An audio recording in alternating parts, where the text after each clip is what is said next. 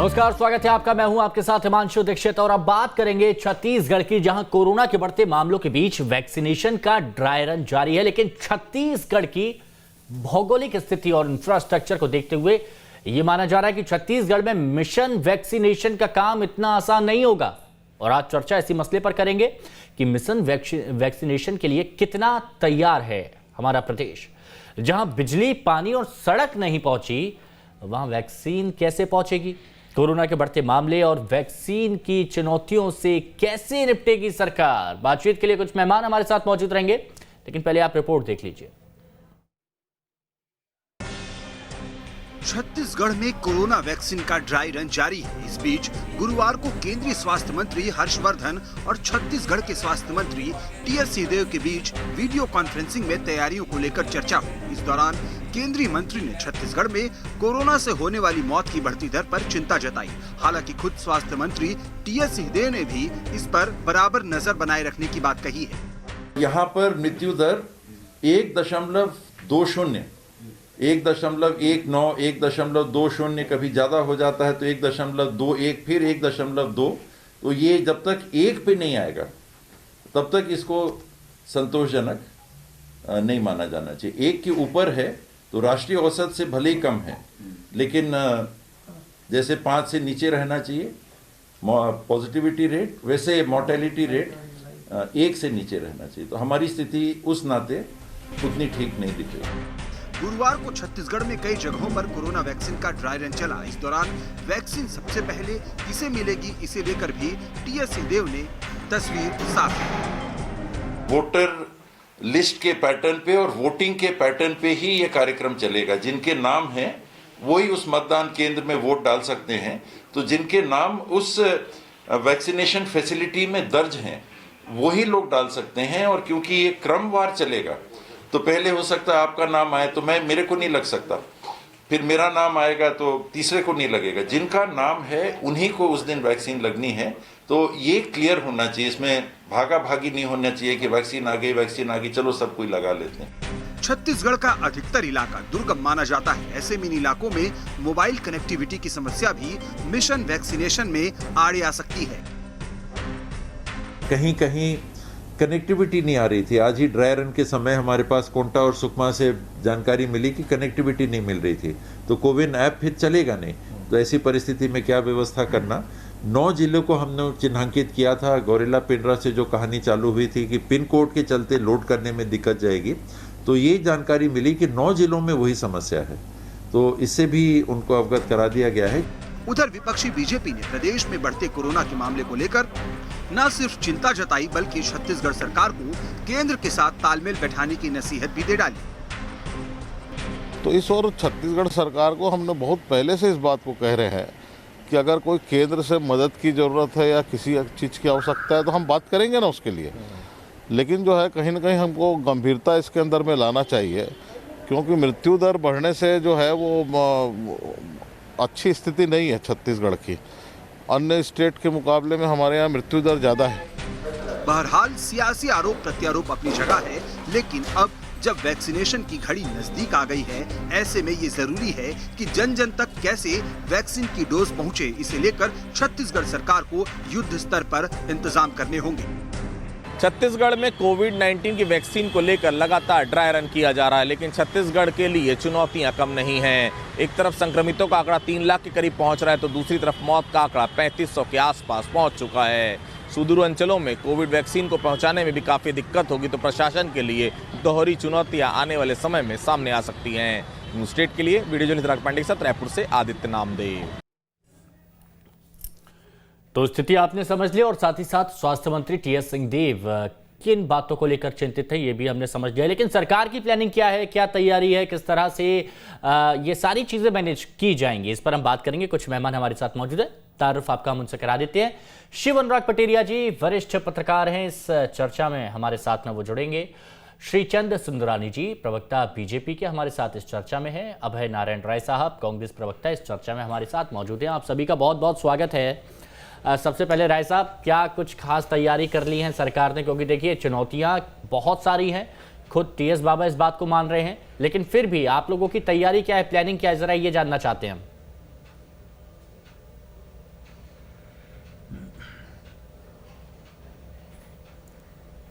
हिमांशु जी, अभी आप बाबा साहब का इंटरव्यू दिखा रहे थे और आपके चैनल से सारे लोग देख रहे थे कि स्वास्थ्य मंत्री पूरी तरह से उस काम में लगे हुए हैं। बिल्कुल, शासन उस काम में लगा हुआ है कि जो वैक्सीन आएगी तो किस तरह से उसका इम्प्लीमेंटेशन होगा। ड्राई रन इसीलिए किया जा रहा है, ट्रायल चल रहा है।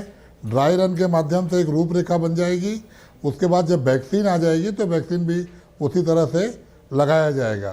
पहले किसको लगाना है, सेकेंड प्राथमिकता किसको है और थर्ड किसको है। पहले वॉरियर्स जो हमारे कोरोना वॉरियर्स हैं, जो मोर्चे के फ्रंट पे हैं, अच्छा। डॉक्टर है, स्वास्थ्य कर्मचारी हैं, पुलिस कर्मचारी है, निगम कर्मचारी हैं, इनकी सूची पहली रहेगी। दूसरी 60 साल के ऊपर के जो लोग हैं उनको हम दूसरी सूची में शामिल करेंगे।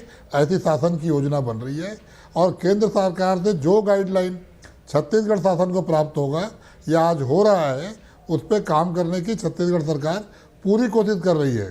एक तरफ आज भी कोरोना मरीज हैं, कोरोना मरीजों के इलाज, राय साहब, मैं एक चीज यहाँ पर बहुत स्पष्ट कर देना चाहता हूँ कि स्वास्थ्य मंत्री टीएस सिंहदेव कितने गंभीर है इस मामले पर। इस पर तो हमने कोई सवाल नहीं उठाए क्योंकि वो पहले भी उनकी गंभीरता नजर आ रही थी, इस पर भी गंभीरता नजर आ रही है और उन्होंने जो शंकाएं, जो सवाल हैं, वो उन्होंने केंद्रीय स्वास्थ्य मंत्री के सामने रखे भी हैं।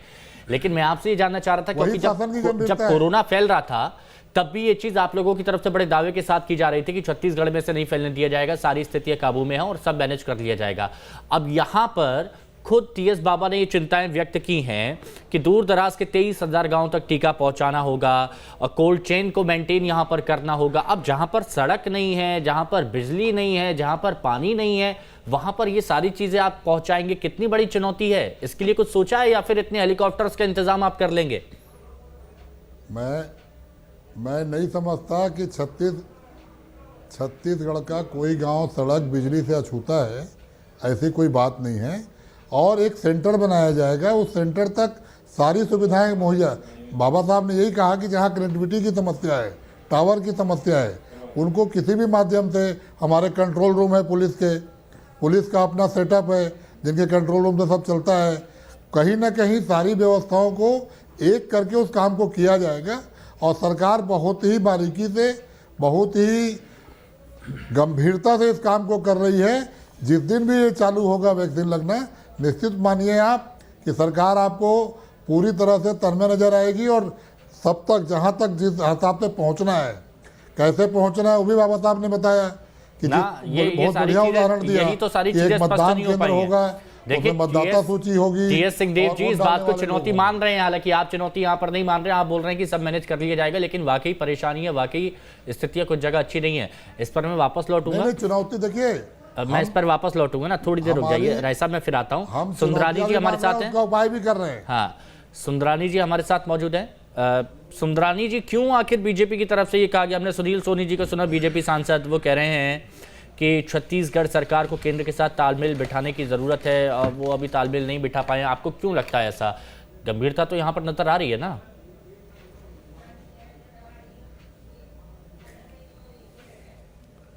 देखिए, जिस प्रकार से कोविड-19 का जो शुरुआत हुआ, उसके बाद जो प्रदेश सरकार का रवैया रहा, प्रदेश सरकार की उदासीनता रही, यहाँ बहुत बेहतर स्थिति छत्तीसगढ़ में थी। केंद्र सरकार लगातार सामग्री उपलब्ध कराता रहा, लेकिन क्यों एकाएक स्थिति बिगड़ी, इसकी जिम्मेदारी क्वारंटाइन सेंटर की स्थिति क्यों बिगड़ी? लगातार मौत का प्रतिशत जो यहाँ सबसे देश के प्रतिशत से अधिक होना, ये हम सब के लिए बहुत बड़ी चुनौती साबित हुआ। कोरोना में निश्चित रूप से कठिन परिस्थितियां हमने छत्तीसगढ़ में देखी, जबकि माननीय मुख्यमंत्री जी अपनी पीठ थपथपा रहे थे कि छत्तीसगढ़ अछूता है, सबसे अलग है, भारत में सबसे, अगर किसी राज्य में कोरोना के पॉजिटिव केस हैं तो सबसे कम है। लेकिन अब तो लगता है कि हम सबसे आगे निकल रहे हैं, तेजी से निकल रहे हैं और सरकार की लापरवाही की वजह से निकले। चाहे प्रवासी मजदूरों के मामले की बात करें या क्वारंटाइन सेंटर की बात करें, हिमांशु जी, बिल्कुल मैनेजमेंट सरकार का ठीक नहीं रहा। मैं भी टीएस सिंहदेव बाबा को सुन रहा था, हालांकि मैं उनका बड़ा सम्मान करता हूँ, वे एक अच्छे नेता हैं, छत्तीसगढ़ की चिंता करते हैं, लेकिन जिस प्रकार से उनकी बात थी, मुझे नहीं लगता कि कोई गंभीरता से इसको वैक्सीन के मामले में बहुत प्लानिंग की जा रही है। अभय नारायण जी बता रहे थे कि केंद्रीय स्वास्थ्य मंत्री डॉक्टर हर्षवर्धन ने तो खुद विचार विमर्श किया ना, खुद बातचीत की, पूछा कि क्या चुनौतियां हो सकती हैं, कहां पर कुछ शंकाएं हैं तो पूछ लीजिए। टीएस बाबा ने सवाल भी पूछे, तो ये तो बहुत अच्छी वार्तालाप हुई ना केंद्रीय स्वास्थ्य मंत्री और राज्य के जो नहीं, हमारी नहीं, अच्छा है, सकारात्मक दिशा में बात चल रही है। केंद्रीय मंत्री ने स्वयं बात की टीएस सिंहदेव बाबा से, और बाबा साहब खुद भी बहुत सुलझे हुए व्यक्ति हैं। मैं तो कभी उनकी आलोचना भी नहीं करता। छत्तीसगढ़ के लोगों के लिए जो भी मदद भारतीय जनता पार्टी के तरफ से चाहिए, सरकार को चाहिएगी, छत्तीसगढ़ के हर नागरिक के लिए हम साथ में खड़े हैं। लेकिन कनेक्टिविटी का मामला है, मोबाइल नहीं चलते, टावर नहीं है कई सारे गांव में, कैसे पहुंचेंगे? यही पटेरिया जी, आजकल सोशल मीडिया का जमाना इतना हो गया कि सोशल मीडिया पर अगर कोई चीज पोस्ट करो तो 10 नए पहलू निकल के सामने आ जाते हैं। अब जैसे छत्तीसगढ़ में ड्राई रन को लेकर मैंने जिक्र किया तो बहुत से लोगों के सवाल आ गया, वही सारे सवाल थे कि बताइए यहाँ पर तो सड़क पहुँच नहीं रही है, यहाँ पर जवान तो हमारे पहुँच नहीं पाते हैं, कई ऐसी जगह है मतदान कर्मियों को कैसे पहुँचाना पड़ता है वो हमने देखा है, तो वहाँ पर आप दवाई कैसे पहुँचा देंगे?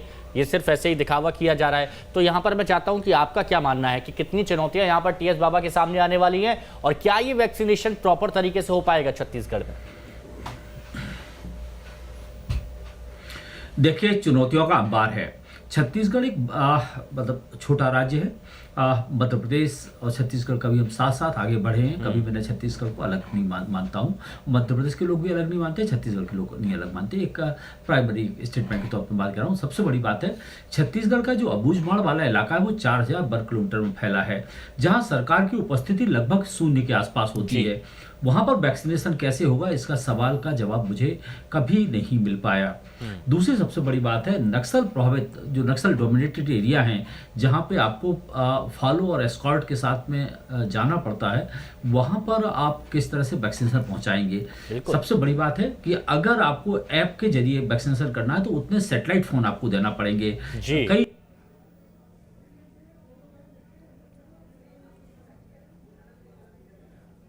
पटेरिया जी, आपकी आवाज़ नहीं आ पा रही। हाँ पटेरिया जी, फिर आपसे जुड़ने की हम कोशिश करेंगे। राय साहब, ये जो पहलू पटेरिया जी ने उठाया, और ये पहलू मेरा भी है, और ये बहुत वाजिब सा सवाल है, क्योंकि एक ऐप के थ्रू जब ये सारी चीज़ कनेक्टिविटी हो रही है तो बहुत जगह तो नेटवर्क की सारी चीज़ें आती नहीं है, तो वहाँ पर आप लोग कैसे क्या करेंगे?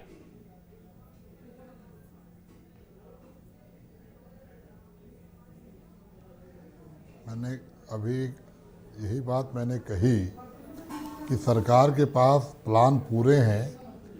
पहले हम कोरोना वॉरियर्स को टीकाकरण करेंगे। राय साहब देखिए, एक चीज मैं, सॉरी देखिए, मैं बीच में रोकता नहीं हूँ किसी को। राय साहब मैं देखिए बीच में मैं रोकता नहीं हूँ, मैं सबकी पूरी बात सुनता हूँ, लेकिन एक चीज मैं यहाँ पर जरूर बोलना चाहूंगा कि अगर आपसे कोई सवाल पूछा जाए तो आप ये कह देते हैं कि सरकार के पास सारे प्लान हैं, सारी तैयारी हैं, सब हो जाएगा, सारी तैयारियां हैं, सब बढ़िया कर लेंगे। लेकिन होगा कैसे? कम से कम ये अगर थोड़ा स्पष्ट तौर पर पता चल जाएगा ना, तो जो जनता भी देख रही है तो उनको एक सुकून पहुंचेगा कि हाँ भाई ये तैयारी करने जा रहे हैं, तो हो जाएगा वो तो ठीक है, लेकिन होगा कैसे ये बताइए। हिमांशु जी, पूरे छत्तीसगढ़ ने देखा, आपने भी देखा कि जब कोरोना प्रारंभ हुआ था तो हमारे पास क्या व्यवस्था थी, और जब कोरोना बढ़ता गया तो हमारी व्यवस्था भी बढ़ती गई। तो यहाँ पर भी इस बात का इंतजार किया जाएगा क्या? जब मुश्किल आएंगी तब हम देखेंगे। 20% ही बेड भरे हुए हैं। बिल्कुल नहीं, कोरोना तो बता के नहीं आया, वैक्सीन तो बता के आ रही है, वैक्सीन का प्लान बन रहा है। बिल्कुल हिमांशु जी, कोरोना बता के नहीं आया, लेकिन नियंत्रण में होने के बाद अनियंत्रित हो गया। औसत में देख लीजिए छत्तीसगढ़ सबसे बेहतर था, और आप विश्वास रखिए जो कमजोरी होगी केंद्र की होगी। अच्छा ये चीज कहां से आ गई? अच्छा सुनिए, नहीं राय साहब, अब ये देखिए बहुत अच्छी हम लोग सकारात्मक बात अभी कर रहे थे, बहुत सकारात्मक बात कर रहे थे। अब आपने बोल दिया कि जो कमी होगी केंद्र की होगी, हमारी कोई कमी नहीं होगी। अब पहले से ये सारी चीजें निकल के सामने आ जाएंगी तो कैसे काम चलेगा? यहाँ तो मिलजुल के काम करना है ना। डाल दिया, परेशानी में डाल दिया। अब मैं आपसे ये पूछ रहा था जितनी कि जवाबदारी कोविन राज्य सरकार ऐप को, की है, मैं आपसे उतनी देखिए जवाबदारी केंद्र सरकार राय की साहब, है। मैंने आपसे ये पूछा कि कोविन ऐप जितनी जिसके थ्रू जवाबदारी आप ये सारा कांग्रेस की है, वैक्सीनेशन उतनी कराएंगे, जवाबदारी विपक्ष तो के जो भाजपा की पहलू है। पटेरिया जी ने उठाया कि कहीं पर नेटवर्क नहीं है, कहीं पर कोई दिक्कत नहीं है, तो वहां पर आप कैसे क्या करेंगे? उसका कुछ स्थायी समाधान बताइए, कुछ प्रैक्टिकलिटी में कि हाँ भाई ऐसा करेंगे। अब आपने बोल दिया कि सरकार सब देख लेगी, सब कर लेगा, विश्वास रखिए। विश्वास तो रखेंगे, लेकिन बताइए तो कैसे? नहीं, जहां नेट नहीं होगा, मैंने कहा आपके सामने प्लान आएगा सामने। अभी नहीं है प्लान, यानी शहरों का होगा, शहरों के बाद कस्बों अभी कोई में प्लान होगा, नहीं है? कस्बों के बाद गांव में होगा। और मैं तो कह रहा हूं कि छत्तीसगढ़ का कौन सा गांव जहां सड़क नहीं है, छत्तीसगढ़ का कौन सा गांव है जहां बिजली नहीं है। रहा सवाल कनेक्शन का, कनेक्टिविटी का, नेट का, उसकी व्यवस्था की जाएगी। चलिए अभय नारायण जी, ये आप स्वीकार कर रहे हैं कि बात नहीं डॉक्टर है। रमन सिंह जी ने पूरे छत्तीसगढ़ में कोई सड़कों बड़ी का बात जाल नहीं है बिछा कि दिया। हाँ, ये टावर पॉइंट होगा पकड़ तभी लिया सुंदरानी जी ने। होगा। देखिए सुंदरानी जी ने पॉइंट पकड़ लिया कि बताइए, यानी ये आपने स्वीकार कर लिया कि रमन सिंह जी ने सब जगह बिजली सुंदरानी पानी जी सड़क को- पहुंचा दिया। नहीं, वो तो आरोप लगा रहे हैं कि सड़क नहीं है। वो तो कह रहे हैं कि अव्यवस्था है। मैं कह रहा हूं कि व्यवस्था है। वो तो अव्यवस्था की बात कर रहे हैं, मैं व्यवस्था की बात कर रहा हूं। और कनेक्टिविटी कोई समस्या नहीं होगी। चलिए आप स्वीकार तो कर लिए ना। मैं आपके मुंह से सुनना चाहता था अभय नारायण जी, आप देखिए कि इंटरनेट डॉक्टर रमन जितने सिंह शहर जी में के नहीं है, 15 साल उतने में छत्तीसगढ़, डबल इंटरनेट चलाने वाले गांव में है। मैं अभय नारायण जी आपके मुंह से सुनना चाहता आज था। जितने लोग शहर में इंटरनेट नहीं चलाते, उससे 3 चलिए, गुना ये लोग गांव में कनेक्टिविटी से इंटरनेट लेकर चलाते हैं। सड़कों का सबके जाल, हाथ में स्मार्टफोन अरे मेरे को ये बताइए, सुंदरानी जी, कनेक्टिविटी है। डॉक्टर रमन सिंह जी ने 15 साल में किया है। सुंदरानी जी, अरे अब आपने 15 साल की व्यथा सड़क मत पानी सुनाइए। बिजली तो दे दिया, सड़क पानी बिजली तो दे 15 दिया। साल में अब रमन अगर सिंह की कहीं गाथा पर मत सुनाइए अब आप। कहीं पर नेटवर्क नहीं है तो उसकी जिम्मेदारी आप लेंगे क्या? आपके 9 साल जहां पर नेटवर्क नहीं है उसकी जिम्मेदारी आप लेंगे कि नेटवर्क नहीं पहुंचा पाए? आज आपके एक मिनट, राय साहब, प्रभारी एक मिनट। महामंत्री ने कहा फ्री में लगाई जाएगी हाँ, बैटरी। राय साहब एक मिनट। हाँ, मैं पूछ रहा हूं, सुंदरानी जी जिम्मेदारी लेंगे कि नेटवर्क नहीं पहुंचा पाए आप गांव गांव तक? नारायण जी कह रहे हैं ना कि है सब जगह क्या व्यवस्था। केंद्र सरकार, मैं ये तो वही बात हो गई। पटेरिया जी भी बहुत अच्छे से समझते हैं, पटेरिया जी भी बहुत अच्छे से समझते हैं। ये तो वही वाली बात हो गई कि मीठा मीठा गप गप कड़वा कड़वा थू थू, जो अच्छा अच्छा हुआ वो तो हमारा हुआ है, और जो गलत गलत हुआ है वो आपकी जिम्मेदारी है। ये कुछ अच्छा नहीं है। अच्छा, हमारे साथ डॉक्टर महेश सिन्हा जी भी जुड़ चुके हैं अध्यक्ष आईएम में। डॉक्टर महेश सिन्हा जी भी जुड़ चुके हैं। ये हमारे स्वास्थ्य मंत्री कहा। अच्छा रुकिए ना राय साहब, देखिए सरकार ने क्या तैयारी की है ये आप स्पष्ट तौर से नहीं बता पा रहे, लेकिन कुछ सुझाव सुन लीजिए, अगर शायद बहुत अच्छे कुछ सुझाव मिल सके। डॉक्टर सिन्हा हमारे साथ जुड़ चुके हैं। डॉक्टर सिन्हा, स्वागत है आपका न्यूज स्टेट पर। मैं आपसे जानना चाहता हूं, वैक्सीनेशन के ड्राई रन को लेकर बात चल रही है, वैक्सीनेशन गांव गांव तक पहुंचाने की बात कर रही है, लेकिन कुछ चीजें ऐसी हैं जो अनुकूल नहीं है, जैसे सड़क पानी बिजली कई जगह गांव तक नहीं पहुंच पाई है, नेटवर्क नहीं है, वहां पर ऐप के जरिए वैक्सीनेशन कैसा होगा? पटेरिया जी ने ये मुद्दा उठाया था, तो क्या आप सुझाव देना चाहेंगे और कैसे इस पर होना चाहिए काम? और इसको गांव तक या दूर तक पहुंचने में तो ऐसे भी समय लगने वाला है, क्योंकि जो फर्स्ट फेज में वैक्सीनेशन होने वाला है वो जो सबसे ज्यादा प्रभावित है लोग हेल्थ केयर वर्कर्स हैं, और जो दूसरे कोरोना वॉरियर्स हैं उनको मिलेगा, और जैसे जैसे प्रोडक्शन बढ़ेगा उसके बाद आगे बढ़ेगी। तो अभी से हम इसको प्रेडिक्ट करना, और वैसे हमारे देश का एक बहुत अच्छा रिकॉर्ड रहा है पोलियो वैक्सीनेशन का, जिसे अगर आप देखेंगे तो इससे इतना लोगों ने सबको मिलके काम करना पड़ता है, क्योंकि शासन अकेले नहीं कर सकता। इसलिए शासन ने निजी क्षेत्र से भी सहयोग मांगा है, दूसरी एजेंसीज है सारी, WHO, UNDP, यूनाइटेड, सारी मिलके काम कर रही है इस पे। ये बहुत सारी खबरें अभी बाहर नहीं आती है, लेकिन क्योंकि मैं थोड़ा सा जुड़ा हुआ है इससे, और इसकी तैयारी चल रही है वैक्सीनेशन की, उससे काफी बड़ा हमला लगा हुआ है। जैसे जिस तरह हमारे चुनाव होते हैं, हाँ, ये समझ लीजिए उसी तरह की एक प्रक्रिया है कि जो पूरे देश में सुदूर अंचलों तक टीम जाके चुनाव करवाती है जी। तो ये इस तरह से समझना चाहिए कि ये भी उसी तरह से होगा, और ये कई चरणों में होगा, क्योंकि एक साथ तो हो ही नहीं सकता, इतने है ही नहीं वैक्सीन ना अभी आई है, कैसे लगेगी, क्या लगेगी। हाँ। तो सूत तक कपास जुलाओं में लट्ठा से कोई मतलब नहीं है, सबको सहयोग के लिए आगे आना चाहिए। ये बात अच्छी लगी, सबको सहयोग के लिए आगे आना चाहिए। पटेरिया जी, अब आप क्या मानते हैं कि सहयोग के लिए सबको आना चाहिए, लेकिन यहाँ पर तो एक दूसरे की टांग खींचने का काम किया जाता है। अगर किसी गांव में पहुंच जाएगी तो वो हमारी वजह से पहुंची, नहीं पहुंच पाएगी तो इनकी नाकामी है, इसलिए नहीं पहुंच पाई। तो ऐसे कैसे काम चलेगा जब तक हम एकजुट नहीं होंगे? इस बड़ी समस्या से कैसे लड़ाई हो पाएगी? मुझे नहीं लगता। हिमांशु, मुझे लगता है सियासत तोड़ा करती है और समाज जोड़ा करता है, संस्कृति जोड़ा करती है। तो सबसे बड़ी बात जो डॉक्टर सिन्हा ने कहा है, मुझे लगता है समाज को आगे आना पड़ेगा। सरकारें तो आगे आती रहेंगी, सरकार बाद में भी आती आगे रहेंगी, लेकिन हिंदुस्तान में जो भी बड़े जन आंदोलन खड़े हुए हैं या जन कल्याणकारी कार्य हुए हैं, उसमें सरकार सपोर्टिव रोल में रहती है। सरकार इंफ्रास्ट्रक्चर दे सकती है, लेकिन समाज को इसके साथ सहकार्य करना पड़ेगा। पोलियो वैक्सीनेशन इसका सबसे बड़ा उदाहरण है। हिंदुस्तान में जो भी बड़े परिवर्तन हुए हैं वो समाज के सहयोग से हुए हैं। तो मुझे लगता है समाज जब तक साथ नहीं देगा तब तक नहीं होगा। और दूसरा, कुछ ऐसे इशूज को हमें हैंडल करना पड़ेगा, एड्रेस करना पड़ेगा। जैसे अबूझ माड़बाल का इलाका मैंने कहा है, 4000 वर्ग किलोमीटर फैला है, वहां पर ना कनेक्टिविटी है ना सरकारी तंत्र है। तो वहां किस तरह से, तो ऐसा ना हो जाए कि जहां पर पहुंच रही हैं वहां के लोगों तक चीजें ना पहुंच पाए। सबसे पहले उन लोगों तक पहुंचना चाहिए जो वंचित समुदाय से हैं, जो पैरामीटर में भी हैं। शहर वाले लोग तो अपनी व्यवस्था करते रहेंगे, कर लेंगे, उनके पास स्वास्थ्य सुविधाएं भी हैं। मुझे लगता है इस अभियान में भी ध्यान रखना चाहिए कि सबसे पहले कोरोना बैरियर्स सबसे पिछड़े इलाकों के 60 साल से ऊपर के जो लोग हैं या संकटग्रस्त जो लोग हैं वो अबूझ माड़ के सबसे पहले।